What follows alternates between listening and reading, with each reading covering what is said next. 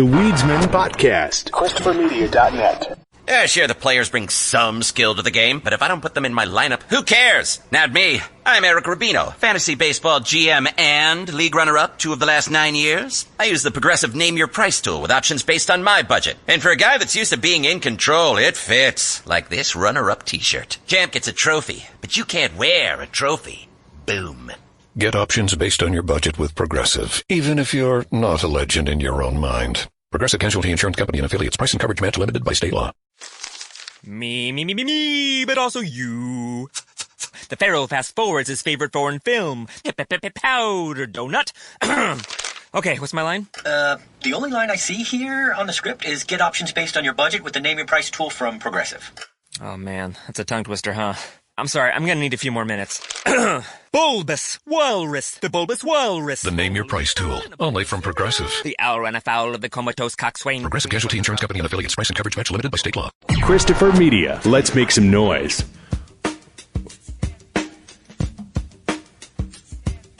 From Asthmacore Studios near Detroit, Michigan. Oh, man. It's the Weedsman Podcast. I have no idea what's going on. And now, You have smoked yourself retarded. here are the Weedsmen. You want to get high? All right, we're back. Yeah, we're recording on election nights. But by the time we drop this, we may know who the new president is. We don't know right now, but yeah, it's 8 p.m. on election night as we're recording this. So yeah, we're just starting to get results in. Yeah, I'm going to have to close out. I'm going to close out my 538 tab here, so I don't get distracted. right. Yeah, I got the Google one up. But they're being fed by the AP. But I'm ready. I'm mentally prepared. I'm steeled for whatever may come. I'm well stocked up. I got plenty of drugs to get me through whatever result, whether it's celebratory or otherwise. You got like MREs. Yeah.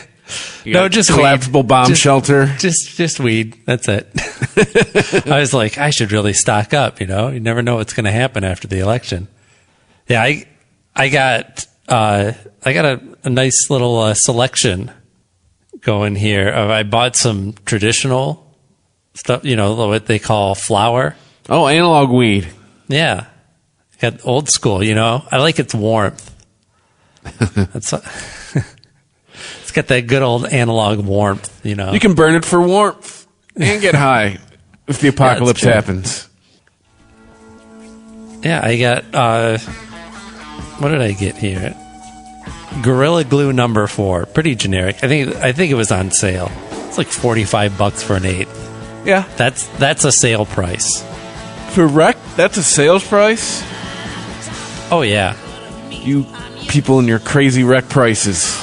Well, most of the rec stuff, it's 15 to 20 for a gram, and they don't even give you a decent price break on most stuff until you start getting into like a half-o.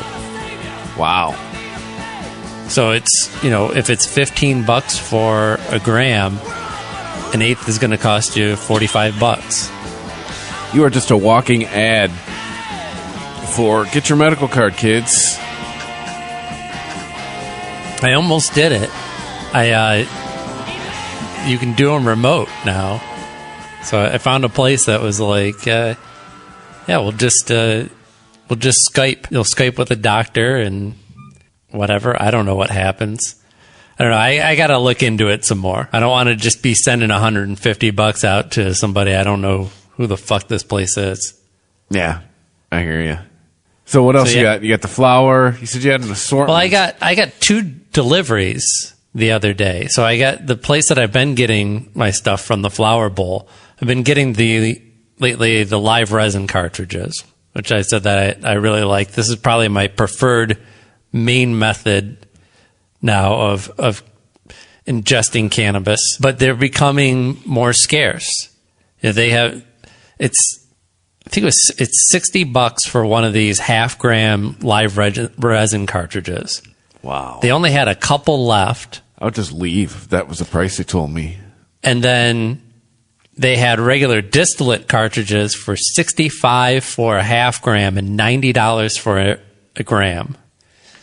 And, we've talked about distillates too. I'll use it, but it's not my preferred method because it's got all the extra stuff in it and usually has added flavors and stuff like that too. And just stuff you don't need. And the live resin is a lot closer to actually just smoking cannabis. But who knows what's going to happen. So I got some of the analog weed as well. And then I got a delivery from Lantern, that place that I've been talking about. Oh, how'd that go? So the Lantern delivery was interesting. I got some wax or not wax. It's, let's see. I've got the little jar here. Gorilla OG. So I guess it was a gorilla themed. I was going for what I know. I know like generally I've had good experience with any of the Gorilla Glue family.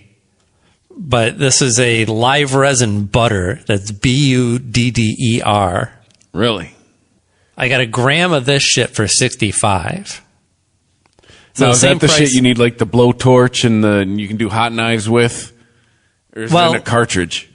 It's not. No, it's not a cartridge. Yeah, it's in what looks like a little Carmex thing. What do you call it? Yeah, I'm familiar. The little jar. Yeah. I don't know why I was struggling to come up with the word jar, but yeah, like a little short Carmex jar. Yeah, and it's waxy. Well, I guess it is. Butter is probably a pretty good description because it's not. It kind of has that consistency of, I would say, butter that you left out of the fridge for about a half hour.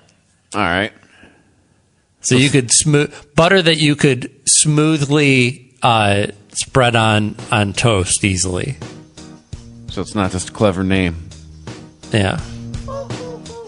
And with the devices that you have now, you don't have to get like a blowtorch and a nail and a whole bong and all that shit.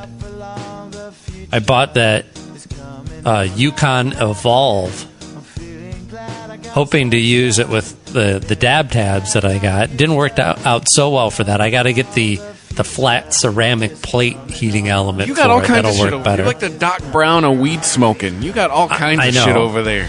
I've been branching out. But I get to really use this Evolve. I mean, it's designed for waxes and butters and stuff like that. I'm really impressed by both the live resin butter that I got and the device that I used. Really? Yeah, it hits really well. Man, it can knock you out. I had the day I got it delivered, I had absolutely nothing going on.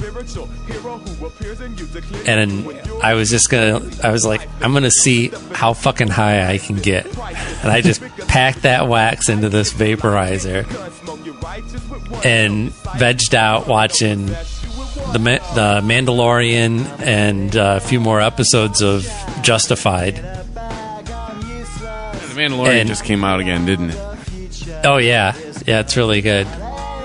Just in time to sell Baby Yoda for Christmas. Anyway.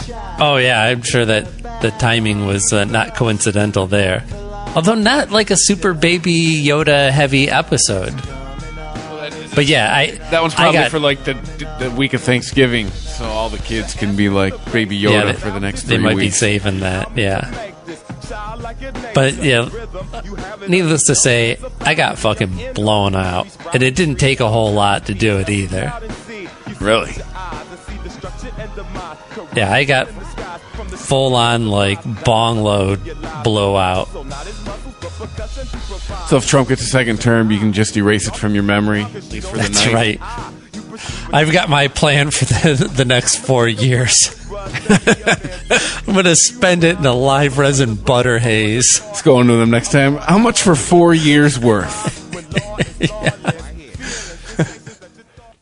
Yeah, so I'm well stocked up. I'm sure as soon as we're done recording this, I'm going to jump onto the news feeds again.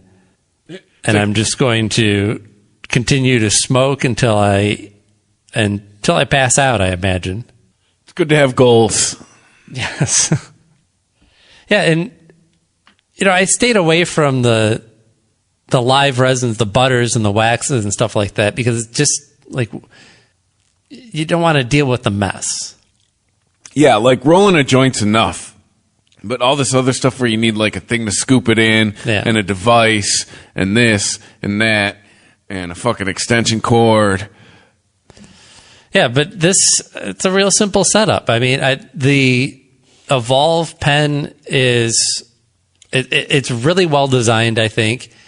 It's an all-metal design, but it doesn't get super hot so that you can't... Like, some of these devices, you hit them a few times, and they're burning your lips. Yeah. Or you feel like getting warm in your hand. This remains nice and cool. Relatively speaking, it can actually unscrew and it's a 510 thread on there. So you could, if the battery runs out on this thing, I can just pull the battery off, charge it, and pop the other part onto anything else with a 510 thread. This Evolve, this is the Yokan, right? Yeah, it's the Evolve Plus. If you want to look it up and and see what I'm talking about, but you unscrew the top part, and then there's a whole separate like container inside there. So inside of it is the coil, and the coil's got its own cap. So you drop this shit onto that coil, you screw the cap back on it, screw the top part back on, and it's all contained. It's not, you're not getting wax everywhere, or it's not dripping on anything. So it's no more work or fuss than maintaining a bong, really. Plus, you vaporize everything that you put into it. So it's actually pretty clean. There's nothing to like scrape out or dump or anything like that. Oh, yeah, looking at this thing, yeah. Built-in concentrate jar, dual quartz wax atomizer, large chamber micro USB. Yeah, it's got a sizable battery on it. Like, you could legitimately take this out with you if you wanted. If you were looking to sneak something into a concert or something like that, this would probably be a good option. So you could throw wax in that chamber, or you can detach the chamber and throw a 510 on there? Well, yeah, you could throw whatever. I mean, you could use a regular vape or any kind of other device with the battery, or you could throw the chamber part on another battery. I find it funny, both of us have gravitated towards Yokan devices independent of each other. Well, that happened with the Geek Vape as well. Yeah, that's true. It makes me wonder if we're both like just good at researching, or if we're both just suckers. Right. If we're both just lazy and we're like, oh, there seems to be a lot of hits on this one. Yeah, all right. No, because I think we're both... we both let ratings tell us what to buy, is what I think it is. I'm sure, yeah. But I have to say, I haven't been dissatisfied. I've had now 2 of the same, possibly even 3. I've had at least 2 of the same Aegis Boost Geek Vape device.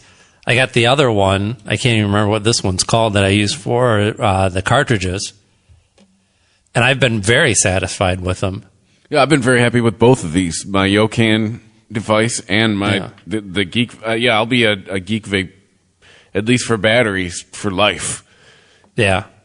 What's the Yokan device that you have then? Is it just a portable vape, or are you using it for concentrates? Yeah, it's for my concentrates. Let me see, while I'm on the website here, let me see if I can find it. I forget, it's something that the Unibox. The Unibox. Yeah. That's a little too close to the Unabomber. Right. But the Unibox, actually I used the Unipro box is actually looking, this is what I use. Wow. God damn. They sell it on their site for $50. I paid $20 for mine. I didn't buy it from them directly. I bought it from some vaporizer website. Oh yeah, I've been trying to find places that have coils for this Yokan device, which there are a lot of them, but I've been shopping around a lot because, I don't want to pay $15 for a set of coils and then another $5 in shipping, especially when there's plenty of other vaping things that I could buy and bundle my shopping cart. But I can't find somebody who has everything, right? I'm trying to find one store that has the vape juice that I like, the Geek Vape coils that I use, and the Yokan stuff that I want. Wasn't it just called the internet? Right. Oh, I mean, it's all out there. Mm-hmm. But like I said, I don't want to, order 10 and $20 from, 3 or 4 different websites. I'm trying to get it all on one. I get it. Anyway, yeah, the Mandalorian was fun. Did you watch any of the first season? I did not. Yeah. It's not totally... I don't have Disney Plus. Oh, that's right. I think, let's see. We're probably going to get like another, 8 or 10 episodes of this season's Mandalorian. So in a couple months, I think it would be totally worth it to give Disney $7, and then you could watch, what would essentially be, 3 or 4 movies worth of good Star Wars material. Yeah. I think it'd be a good binge watch. And it's not totally the Baby Yoda show that the internet has made it out to be. Oh, I know. And it's not full on. It's not like the Ewoks show. And it's really and it's not based on I don't have any desire not to see it. It's real. I don't have Disney Plus, and I'm paying for Disney Plus. No, I hear you. I'm not buying Disney Plus for one show. I took advantage of a deal that they have the whole bundle with the Hulu and everything. But then I found I wasn't watching anything on Disney, and I was all the stuff that I was watching on Hulu. I was mad that I had to watch ads. So I was like, why am I paying for this then? Why not just nix the Disney and upgrade my Hulu to the ad-free experience? So right now, I think the ad-free experience, it's something like $12 or $13. Still worth it to me because there's lots of stuff on Hulu that I'm watching. See, we don't watch Hulu enough to do that. Like 13, 14, that's Netflix prices. We're on some crazy. We still pay like $6 a month for Hulu. We're on I was an early adopter, so like. Oh right. Yeah, but you have the $6 plan is the ad plan. Yeah, it doesn't bother us. Yeah, that's fine. I guess too, it's because when they killed PlayStation View at the beginning of the year. Right, yeah. We signed up for Xfinity Stream, which is essentially their cable just streaming. So, Mandy, either with the on-demand experience or when you DVR something, I mean, we're used to commercials anyways. So, it's whatever. It's still when we go to the bathroom, so you still top off our drink, get some more food. You get FX then, so you don't need Hulu for that. Yeah, I mean, I guess I can get FX 2 ways. Right. I mean, double FX. Because I got to have my Fargo. That new season of Fargo is fantastic, and Chris Rock is amazing. Well, I think now at this point we have Hulu just so she can watch The Handmaid's Tale. Yeah. Yeah, their original programming has been slacking, as has been Netflix. And they just had a price hike, too, recently. So I think now it's $1. Your standard plan, so it went up $1. But that's another price hike when I'm already looking at Netflix going, how much do I really watch on this? Well, that's the thing, especially with all the content shifting off to other platforms. Right.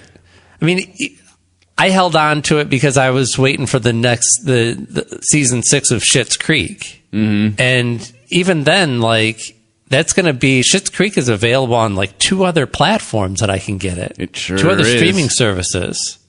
So I don't know. I mean, and all this talk about how much money that Netflix has and how much it wastes. I just don't, it's starting to become not worth it. I'm sure there's going to be another show that eventually they'll do another season of Umbrella Academy or something that I'll just need to watch. But I think it's going to have to go into a rotation. It's not going to be a staple for me anymore. Well, I think what's happening too at is we watched this documentary actually about Netflix a few weeks, ironically on Amazon, a few weeks ago, and what happened with them when they were in the mid to late 2000s is for a while they owned their space, right? They showed up and all of a sudden they fucking cut into Blockbuster shit. Big time, right? They disrupted their industry. Yes. And then, for a minute they owned the concept. Well, all of a sudden Blockbuster finally realizes, hey, why are we having people, they finally realized sticking to their brick and mortar model wasn't going to work. So they introduced their version of Netflix. Yeah, but it was like years in between, right? Yeah. Like what Blockbuster did nothing. They just were like, Netflix. They thought they were too big to fail. Yeah. So Blockbuster finally gets in on the game that Netflix is on and does it better than them and starts cutting into Netflix's shit. Right, So but by this time, Netflix had already started to pivot. yeah, well, that's the thing is Netflix started seeing their numbers decrease and went, all right, how do we get ahead? What's next, right? So they went into the streaming. So they go into streaming, right? And then for a while with streaming, they're the for a while they're the only fish in the pond, and then now they're the big fish in the pond. Well, I think when starting the original programming a few years ago is they kind of saw this coming, right? Everybody's got their own streaming service now, right? So I think I said all that to get what you were talking about, the original programming. I think they're probably going to shift that shit into overdrive in the next coming years, because now you have Peacock, now you have HBO Max, Right. now you have Disney Plus. I agree with you, but I don't see any indication from Netflix that they are doing that. Well, right, They're still stuck in their old model of 3 seasons and we're out. And really, they're not doing a whole lot of original programming. They're scooping up stuff from BBC and stuff that, like, if you get a VPN and you look at what Canada or the UK gets for Netflix, it's a lot of stuff that's on separate, that just doesn't have streaming service access to those countries right now, like CBS All Access has all the new Star Trek stuff. That's all billed as original Netflix programming if you watch it in Canada, as is a lot of the DC Universe stuff. yeah. And a lot of the stuff that we see, I mean, like, I think, what would be the last? Glow would be a fully original Netflix production. That was a really solid show. I mean, not so much on the writing, but really great on the cast, that they gave up on because it was just going to cost more and more money. And I get it. It's an expensive show. It's a big cast. It's a lot of stunts. And now you want to travel. Now you want to take that show to other cities. Like, I understand that the dollars don't work out in Netflix's favor so much anymore, but that's not a good long-term plan to go, fuck you, Glow fans. So, like, Glow, Umbrella Academy, I mean, there's been a handful of stuff that's been fantastic, but there's also a lack of curation going on, something that HBO is still leaning hard on and has, that's been the reason for HBO's success. The reason that they've been charging $15 for like 20 years now, and people pay it month after month. And it's because they're not just taking in whatever. If Glow's kind of the one unique example. That's somebody where, like, Netflix early on was like, what's her name? Kenji Johan? Yes. Yeah. They were like, they scooped her up from Showtime. As soon as Weeds was done, they're like, we want you to do your shit here. Right, but they stopped doing deals like that. They did a big deal. They bought all of Mark Miller's stuff, comic book writer whose stuff went to movies like Kick-Ass and Wanted and, movies that, and The Kingsman. These were big movies that weren't like Marvel and DC properties that still made millions and millions of dollars. They signed an exclusive deal for all of his properties.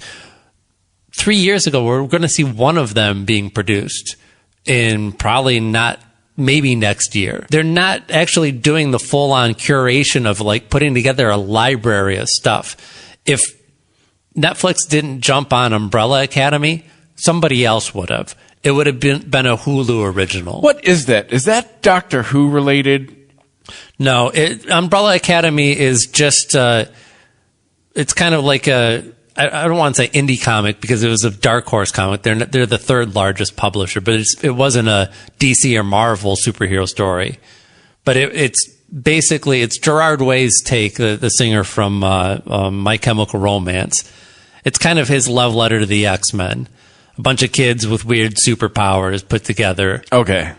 But it's very dark. It's, it's supposed to be more rooted in reality. It's about pathos and all this shit. It's very Gen X. I'm just saying, with the spiral theme, though, to me that is very. It reminded me of Doctor Who with the.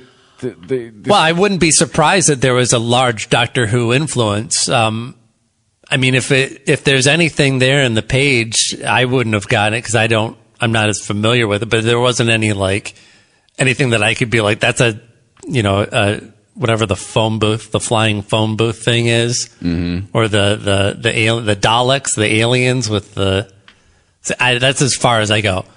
I got flying phone booth, a Dalek, and scarves. Right. Even though that, I never really got that show. I would be totally entranced by the intro for Doctor Who back in the day.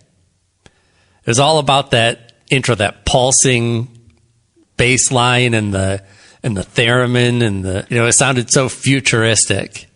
But then as soon as the episode started, I was like, yeah, what is this? Isn't there a Godzilla movie on? There are people from my past that would slap you. Call you, that's heresy. Well, yeah, no, I'm not dissing Doctor Who fans. We all got our thing, and there's a lot of looking past the campiness into the writing. That's what all the Doctor Who fans talk, especially with the older episodes. It's all about the writing. Yeah, they might not have had all the money for crazy costumes and sets and all that stuff, but they were doing these big concepts of playing with time and space, and it was the kind of science fiction stuff that before then you had to read some crazy novel to get those kind of deep dives into science fiction concepts. It'd be like super nerd. Alternate realities and all that stuff. Well, first, what the people I know who are into Doctor Who were super nerds. Yeah. And I say that lovingly. It's all Harry Potter these days, though. Yeah. Well, all those kids who read them, they're all adults now. That's why. Like, Harry Potter was the hot shit when I was a young adult. Well, now I'm a middle-aged adult, and all those high school and middle school kids are all adults now. That shit is unreadable, man. I remember watching and it, again, just like the Doctor Who fans, I've had people tell, well, the first book's not great. It gets better. And I'm like, does it get better, or is it just that after you're 1,500 pages invested into this character, are you just writing that? Like, it's good because you just get to see what happens next. I remember watching those movies with, I was 25 and the girl I was with was 21. And, this is good. The movies get right the fuck out. And I'm sitting there thinking, this is little kid shit. What the fuck are you talking about? You are 21. Yeah. I was lucky to just slide in between. I was too old to give a fuck about Harry Potter. My kids were too young to give a fuck about Harry Potter. So perfect scenario for you. Yep. I mean, they got into it as they got older, but it wasn't at that, the toddler age. When your kids get into shit at a toddler age, they just drive it into a ground, right? So I was, obviously I planted some seeds. They didn't just pull Star Wars and Beetlejuice out of thin air. It was definitely Daddy saying, maybe we should watch this one again. If you want to leave a movie on repeat all day, that's fine. Let's just pick a good one. Right. But my daughter very much, she loved Edward Scissorhands and Beetlejuice. Loved those movies. Repeat after me. We have the death sentence. Was it? No, we're wanted men. Yes. We have was it 6 solar systems? The Weedsman Podcast. ChristopherMedia.net. Bodega, Alpha and Omega. Siamese sailors sell celery sandwiches. Sawing-a-bada, serving platter. Hey, Jamie? Yes? Did you want to try reading that line on the script there? Oh, yeah, let's see. You could save big when you bundle your home and auto with Progressive, that one? Yes. Yeah, no, I'm just not warmed up yet. Shouldn't be long. Detector test. Bundle your home and auto with Progressive today. The marmot mangled my mushy pork pancake. Progressive Casualty Insurance Company and Affiliates. You heard that safe drivers get rewarded with Snapshot from Progressive, so you went online to check it out. But then you saw an ad for a vintage baseball cap, and now you find yourself checking the stats of that team's second baseman in 97, wondering why his stolen base total dropped after his rookie season. Wonder how much his rookie card is worth. Yes, they said it was easy to save money with Snapshot from Progressive, but they forgot about the rest of the internet. Progressive Casualty Insurance Company and Affiliates. Snapshot not available in California, North Carolina, or from all agents. What do you want to da-da-da? What do you want to da-da-da? I have no idea what to da-da-da. We could switch to Progressive da. Oh, yeah? We could switch to Progressive and sa. Okay. We could sa and have to buy some za. Oh, yeah. Let's switch to Progressive to da and get some za with the money we saw. Yeah. Now we know we're gonna da-da-da. These days, nothing is normal and everything is weird. But you could still save big when you switch to Progressive. It might just be the most normal thing you da-to-da. Quote to da at Progressive.com. Progressive Casualty Insurance Company and Affiliates. ChristopherMedia.net. The Weedsman Podcast. And we actually, my daughter said to me, she wanted to, we were wrapping up our October movie marathon. And she wanted to pick something that she was nostalgic for, which is a funny word coming out of the mouth of a 14-year-old, but. Right. What are you nostalgic for? Yeah. 2009? So she wanted to watch either Jumanji or Ghostbusters. Oh, I mean, if you're going to go total nostalgia, you go Ghostbusters. Yeah. Both movies that were made long before she was born, but these are also movies that I, stuff that, again, I push this stuff on my kids, but it's not like you're going to stay here and watch Jumanji until you love it. I just offered up these movies and they took to them. So we watched Ghostbusters, a movie that I've seen, how many times? Countless. Oh my God. Got to be dozens and dozens of times. There's a point in my life where I could quote this movie from start to finish. And, I wasn't slapping my knee. I wasn't busting a gut. But it still works. I mean, that movie, it's paced really well. It just bops right along and covers a surprising amount of ground. I mean, it takes these characters from scientists working in a basement lab somewhere in a school all the way to saving the whole city. Mm-hmm. And this is if Marvel was planning out this movie, it'd be all right, first movie, it's going to be 3 hours long, and that's when we bring the team together, right? So we're just going to follow Spangler for about a half hour. We're going to build up his character, and then eventually, by the end of the third movie, we'll have the full Ghostbusters team assemble. This is halfway through, they're hiring extra. We need an extra hand. The first 15 to 20 minutes of Ghostbusters would have been the whole first movie for Marvel. Yes. That is them within 20 minutes, they are hanging their first shingle. Yeah. I think you probably see Ecto-1 within the first half hour of that movie. Yeah, but you're not getting it till at least a second movie with Marvel. Well, if Marvel that's does how this, you build a franchise. If Marvel does this, we don't see Vigo till movie 5. Right. Yeah, we would get Stay Puft would just be a stinger at the end of the second movie. Right. The whole third movie is just fighting him.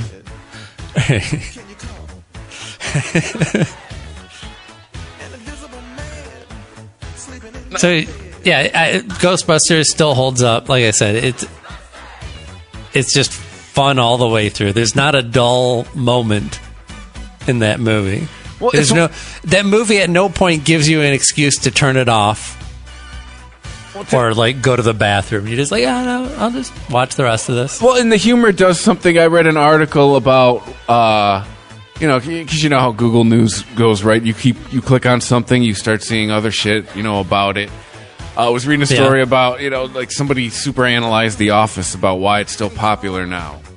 And they talked to Greg Daniels, and he said that they made a conscious choice to not do any kind of pop culture reference or any time, like the first thing referencing whoever the mayor would have been at that time. The thing that jumped into my mind is how I was talking about how we had the conversation about how I thought 30 Rock didn't hold up because it's too much. Right. Like if you didn't pay attention to the news at the time, you're not catching all the jokes. Well, The Office didn't do that.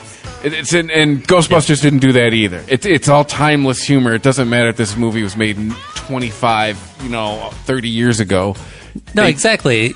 My kids aren't getting half the 30 Rock jokes. Yeah. Even if you explain to them, well, see, there was this thing where this it was a terrorist attack. Yeah. But the joke's funny because... Yeah, exactly. Never mind. You don't have to have a newspaper from 2007 to understand the joke. See, Alderman was the mailbox. Yeah, so with the writing in Ghostbusters, they didn't do that. They didn't date it with the writing. It's timeless type of jokes, timeless type of humor. It applies... they're not relying on pop culture for any of the punchlines. Yeah. Did you check out the new Borat? No, not yet. I did see, going with the Shocktober, the Halloween. Yeah. The Ted Bundy movie that was made with Zac Efron.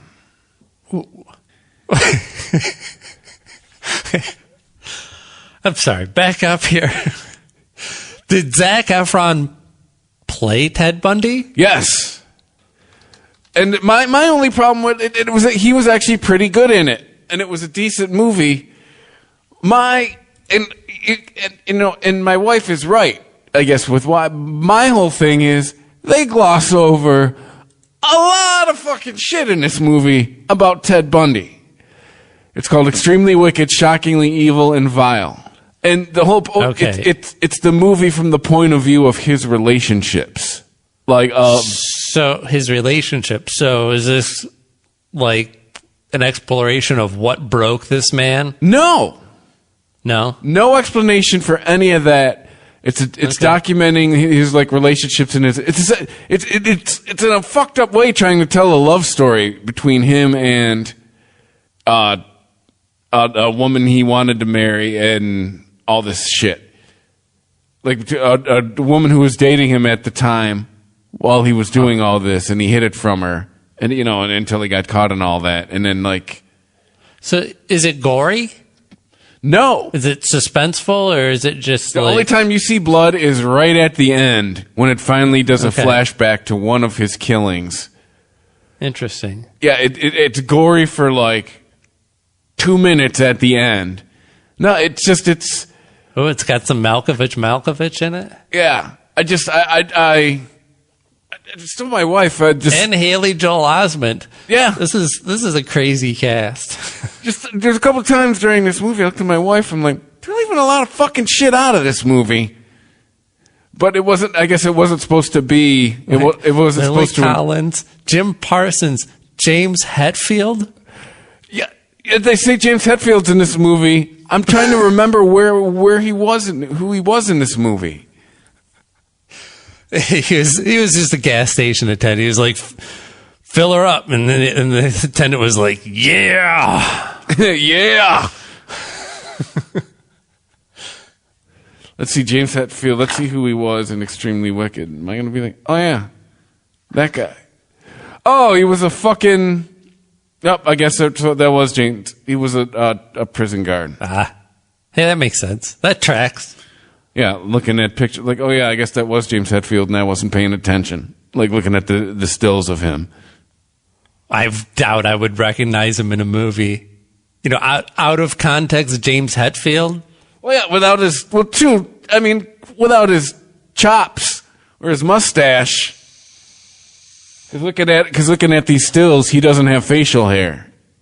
So that was probably also a big... No, seriously, you remove this man from a guitar by 10 feet, and I would be like, who's that? Just a guy. Yeah. So, yeah, the millennials, they solved that problem with face tattoos, so you recognize them everywhere. Yeah. But worth a watch, though? Yeah, I mean, it wasn't like a piece of shit. But, Okay. like I said, my biggest problem was he kind of left a lot of stuff out, but I guess upon completing watching it, it wasn't supposed to tell that. Right.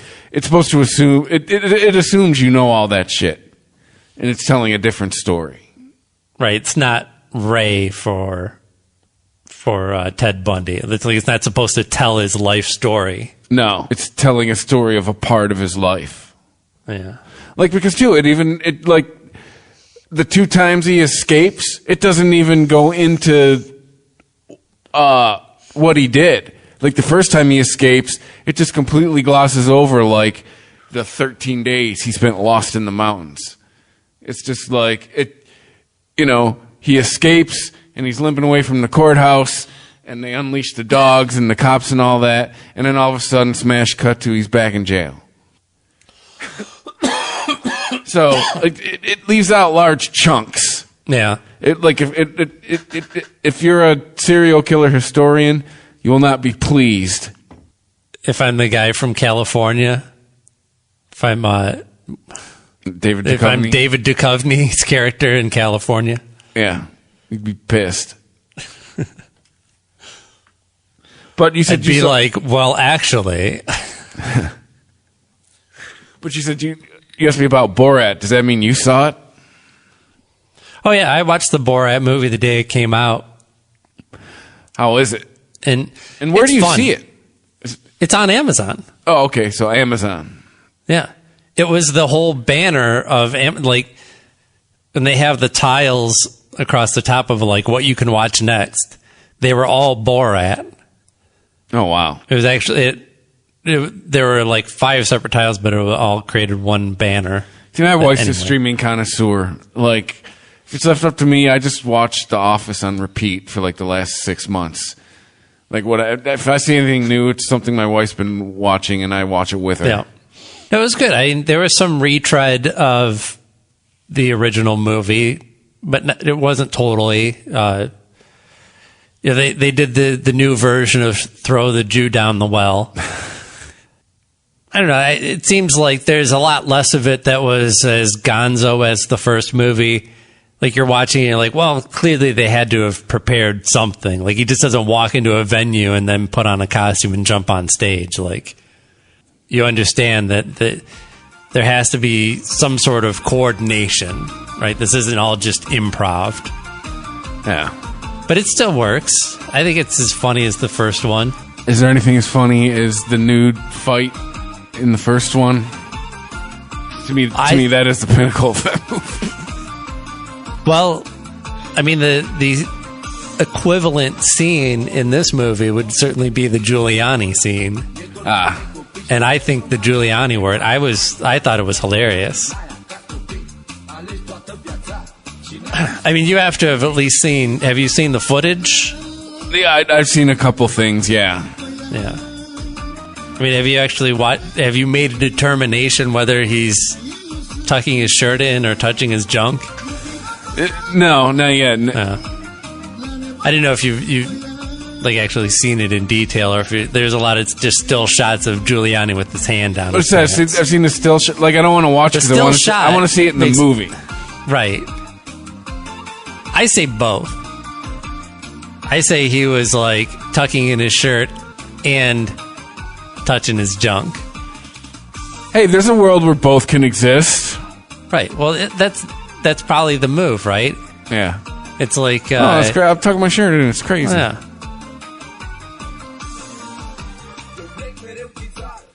So I got to give that a watch. Do you have to pay for it, or if you pay for Amazon Prime, can you watch it? It's included with your Amazon Prime subscription. Cool. It's not extra. So if it sucks, I won't be mad and want my money back. Yeah. What about The Undoing? Have you checked that out? That's the HBO show with Nicole Kidman and Hugh Grant? Mandy watched it, said it was scaring her. Yeah, dude. Has she? She's not a fan of being scared. Oh, okay. Well, I don't know. I would have thought it would have been right up her alley, but if she's into, kind of, it's definitely catering to the true crime enthusiast. Well, it's one of those stories like the husband did it, or did he? Maybe he did. Maybe he didn't. Well, my question is, you're into true crime and you're not into being scared. How's this work? Right. I don't know. It didn't seem. There's a Dateline on upstairs right now. I think the first episode is a little scarier because there's a lot of building up to something, a lot of unknown, right? But you don't know the full story of what they're telling until the end of that first episode. And it's more just about the tension. I think, when I was talking earlier about HBO curating their shows, I mean that they have a whole team of people that are making these decisions about what types of shows they want to do. And one of the things that they've been really successful at is the mysteries. What was the Stephen King one, Outlander? That's a horror based, but it was a mystery. It was, some cops and a psychic trying to figure out where this thing comes from, how it works, and it was all about the mystery unfolding. Totally successful, totally enthralling show, I thought. And they've got 2 more now, actually, between The Undoing and The Third Day, which is the one with Jude Law. Both of them are mystery shows that are really well crafted. The Third Day is totally different than The Undoing, though. The Third Day is very much it's a very modern mystery, is the way that I think of it. Because it's about, I guess in contrast, so The Undoing is a way more traditional. It's very noir in its storytelling. Taking an average person, I mean, we'll call Nicole Kidman, she's basically playing an everyman type of character, even though she's filthy rich. So that's a choice. I mean, I don't know how much the average American is identifying with her character, but that's essentially what she's playing. The type of Hitchcock main character, like in North by Northwest, where they're suddenly embroiled in all of this death and intrigue and mystery, and their whole life is just turned upside down, and they're just trying to keep their head above water. Whereas the Third Day is totally cerebral. It's totally surreal. It's all about a man, becoming a god. It's totally postmodern. It's it kind of reminds me of, let's see, they did a movie. What was the Chuck Palahniuk novel that they made into a movie with Sam Rockwell? The only one I know is Choke. Oh, okay. Yeah. If the book, I actually really enjoyed the book. The book is actually about the character coming to believe that he is the second coming of Jesus. I think they cut almost all of that out of the movie. They just went with the pervy choking stuff. But anyway, I'm getting way off course. If it was stuff that sells. I think it's really interesting. The Third Day is it's a okay show. It's a really beautiful show, and I've only watched half of it, and apparently it totally pivots from the second half on. So I'm not even sure. I believe there's going to be a huge time jump there in between the two halves of this first season.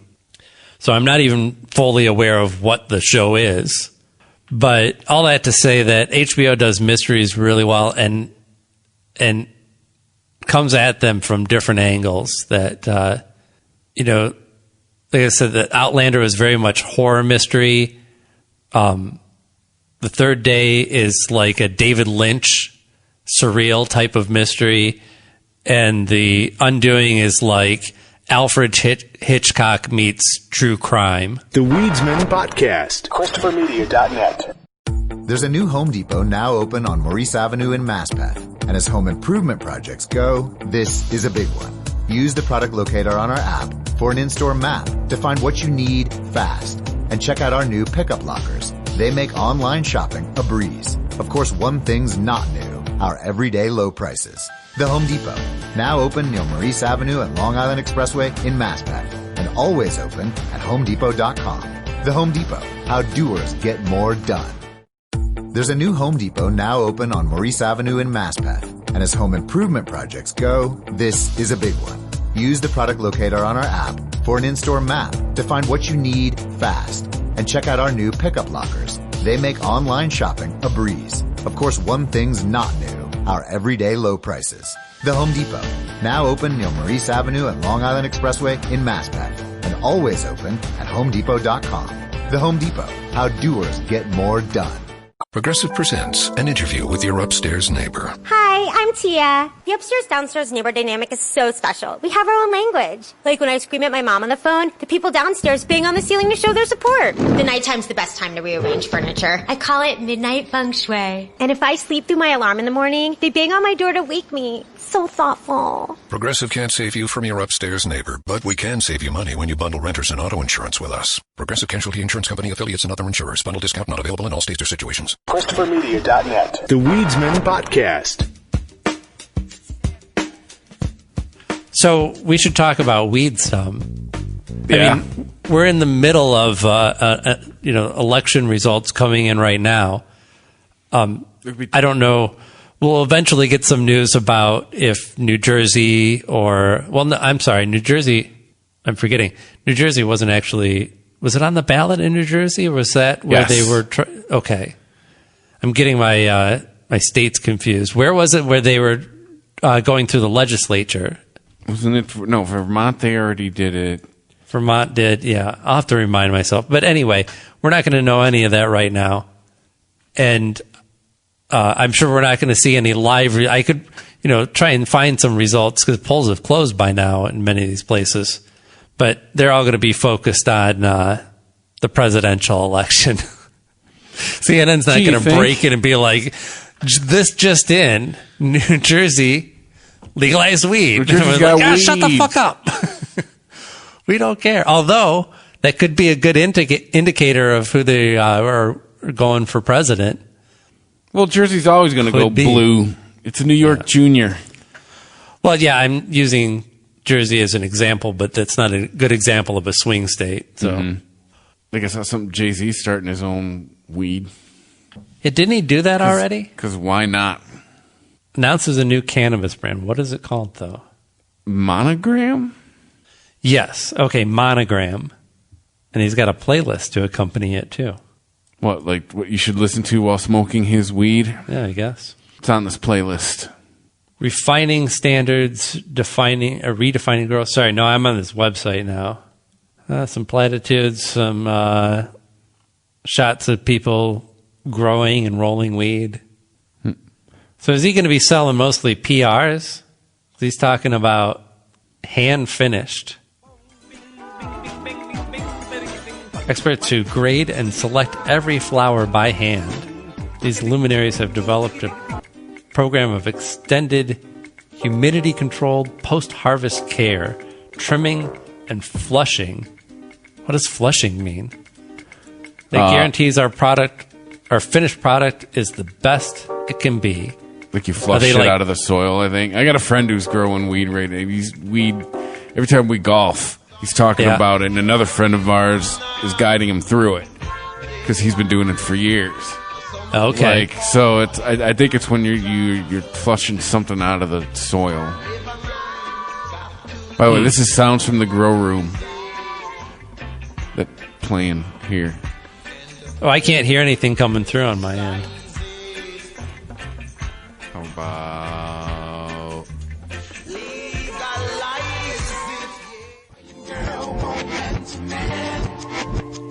Oh, well.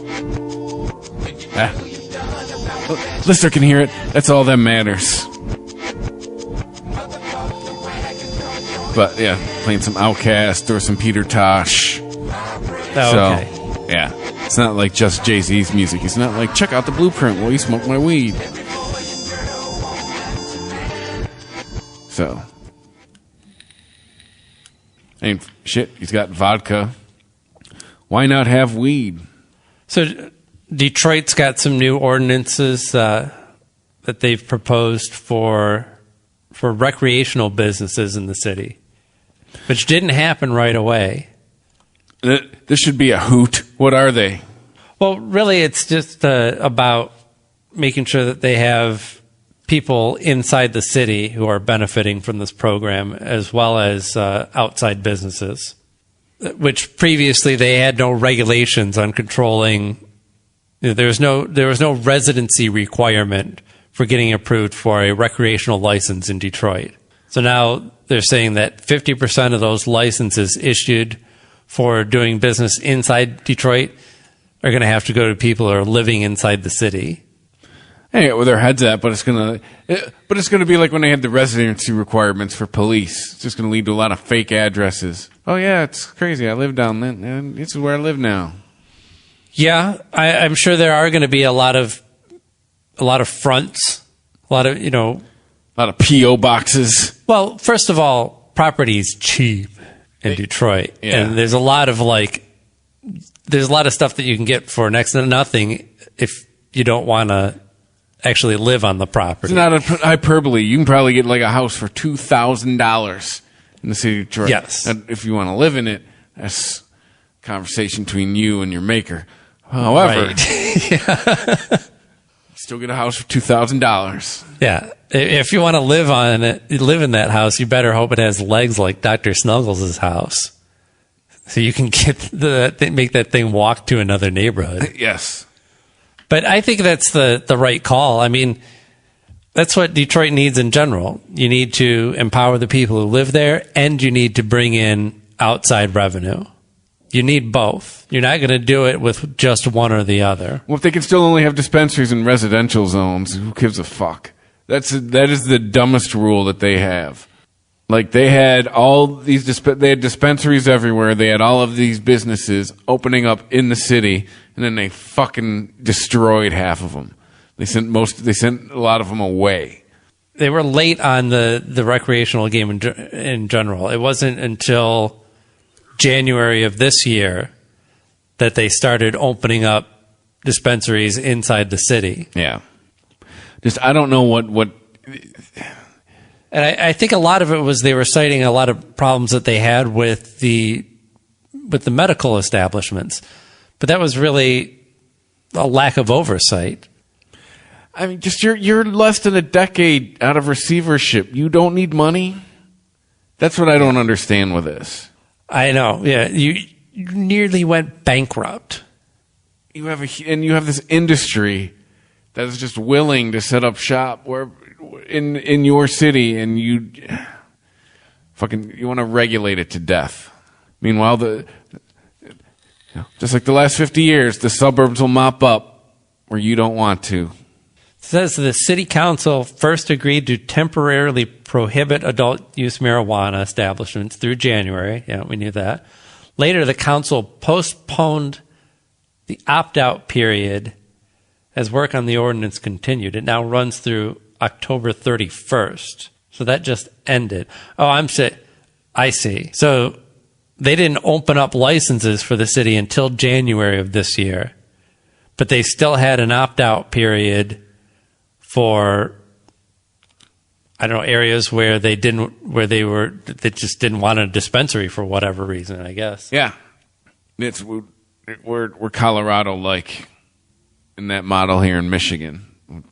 Tons of communities that have opted out. Like, I believe where I live will not be having a dispensary anytime soon.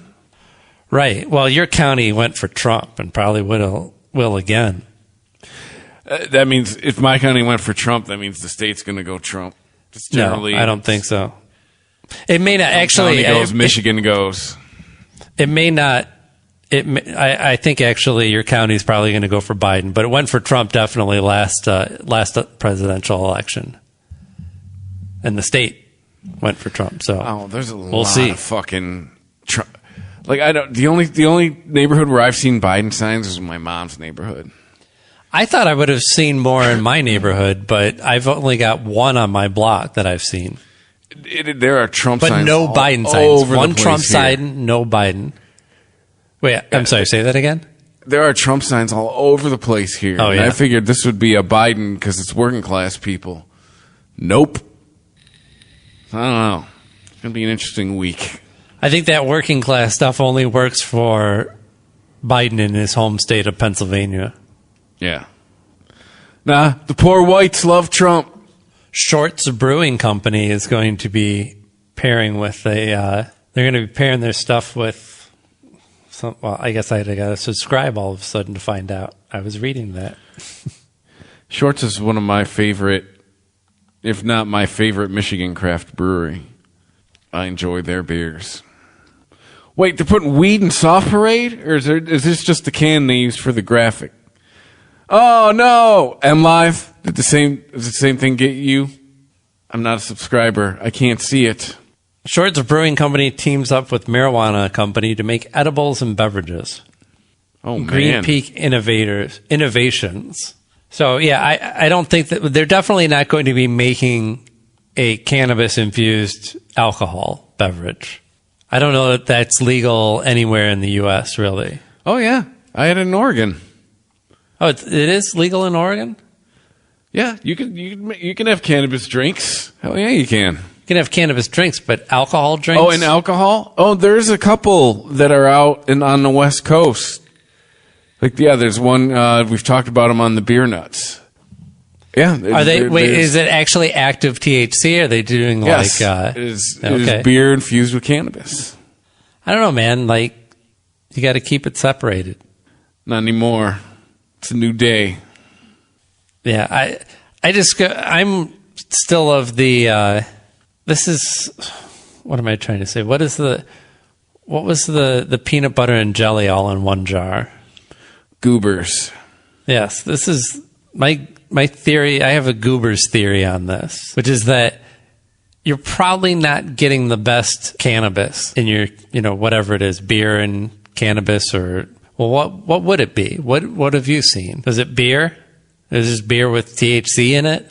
Yeah, or beer where weed is added to the fermenting process. So yeah, or just straight up just cannabis drinks.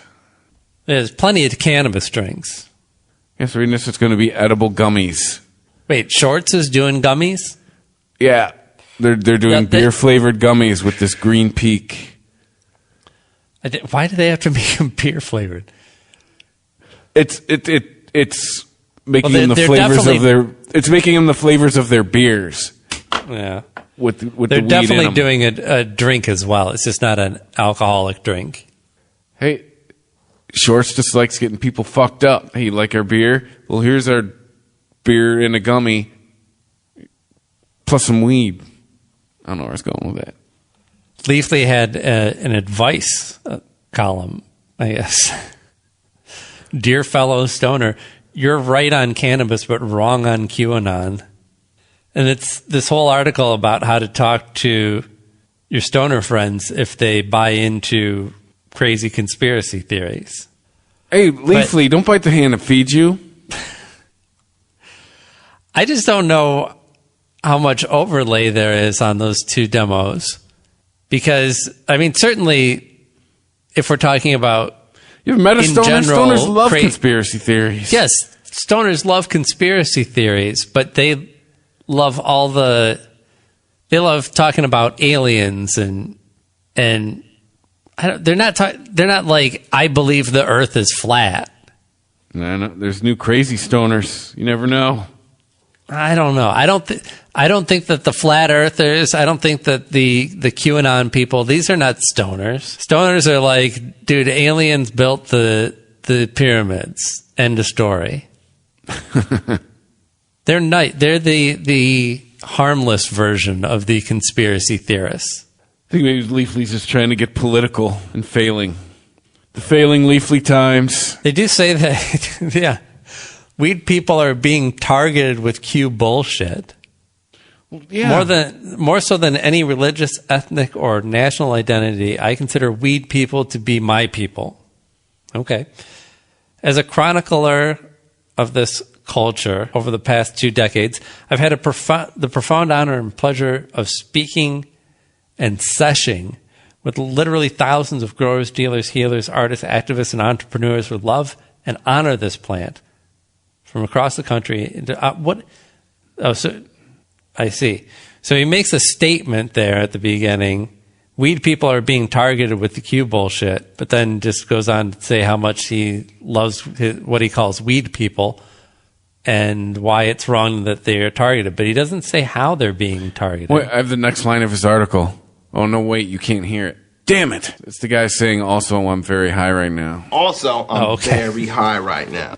1 minute you're reading a Facebook post about essential oils, and 2 clicks later you're watching a YouTube video making unfounded, vile claims about an innocent person based on evidence that, on close inspection, reveals itself to be a bunch of bullshit slapped between 2 pieces of bread. So Well, I guess he's get too just high and saying get mad at the YouTube videos that got recommended for him to watch. I think that he's saying that, we'll use his term, weed people are more vulnerable.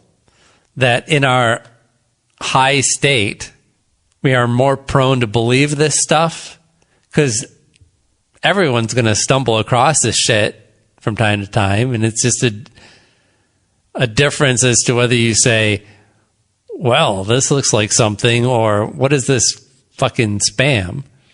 See, to me, there's just a point where I'll be like, I'm too high to read this right now. I'm too high for something like, and I'll just... I'm not reading this even if it is true. Yeah, exactly. Like, you know, at some point, TLDR kicks in. Or it turns into TLNR, too long not reading. Yes, let me bookmark this and put it in my never going to read this folder. Yeah. Like, oh my God, you should have wrapped this up in 2 paragraphs. We're on to the 3rd paragraph and I've stopped caring. Yeah. I don't know. I think that's mostly why I take exception to this, because I don't see any... there may be an overlap, but I don't see a connection. I don't see something about smoking weed that, makes you dumber? So that you're more likely to believe these crazy conspiracy theories? That's really what it is. It's not like... This guy's mad QAnon got to some of his friends. Right. It's not like you're like... I listened to NPR during the day, and then last night I got really stoned, and I ended up listening to 5 hours of Alex Jones. Like, it just doesn't happen. I got so high, I went completely the other way for 6 hours. I've gotten pretty fucking high before, but not so high that I just upend my whole belief system. Like, that's some pretty good fucking shit to get me to believe some QAnon stuff. At which point, you're probably killing brain cells. So, it'd probably have to be laced with something else. I don't think that weed alone could do it. There's no amount of weed that could make me buy into QAnon shit. He's just mad they got to his friends. It sounds like an older guy. Well, that's all I got. That's it.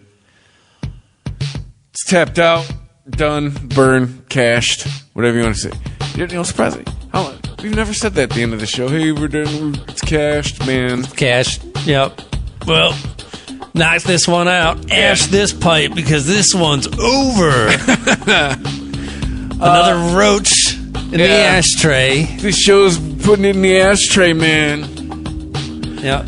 And we are partied out, man. Yeah. Man, I'm partied out. Oh. Hey, you might be partied out once the election results come in. You never know. Yes.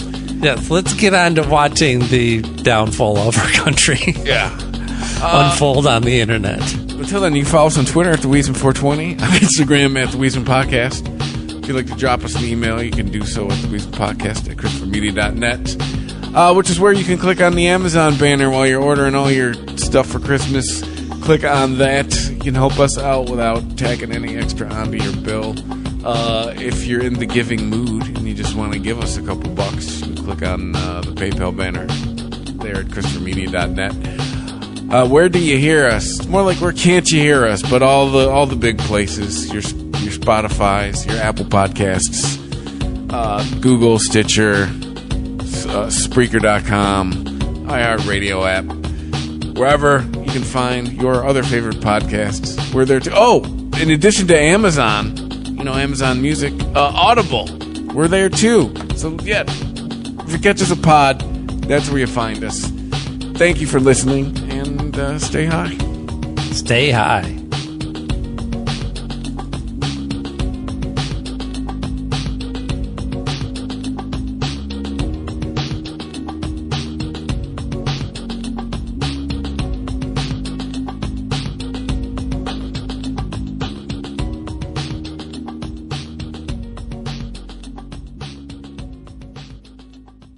Sure, the players bring some skill to the game, but if I don't put them in my lineup, who cares? Not me. I'm Eric Rubino, fantasy baseball GM and league runner-up 2 of the last 9 years. I use the progressive name your price tool with options based on my budget. And for a guy that's used to being in control, it fits. Like this runner-up t-shirt. Champ gets a trophy, but you can't wear a trophy. Boom. Get options based on your budget with Progressive, even if you're not a legend in your own mind. Progressive Casualty Insurance Company and Affiliates. Price and coverage match limited by state law. Estar adelante de mis pagos mensuales siempre fue un desafío y no creía que hubiera otra forma de manejar mi dinero. Solía pagar cargos por cada cheque de cajero y giro postal, hasta que escuché sobre Chase Secure Banking. Ahora puedo pagar servicios, cobrar cheques y enviar dinero, todo por un cargo mensual por servicio de $4.95. Así que decidí darle una segunda oportunidad a la banca. Visita chase.com/Secure Banking para abrir tu cuenta sin depósito mínimo. Chase, logra más con lo que tienes. Se aplican cargos por ATMs que no pertenecen a Chase. JP Morgan Chase Bank N.A. miembro de FDIC. The Weedsman Podcast. ChristopherMedia.net.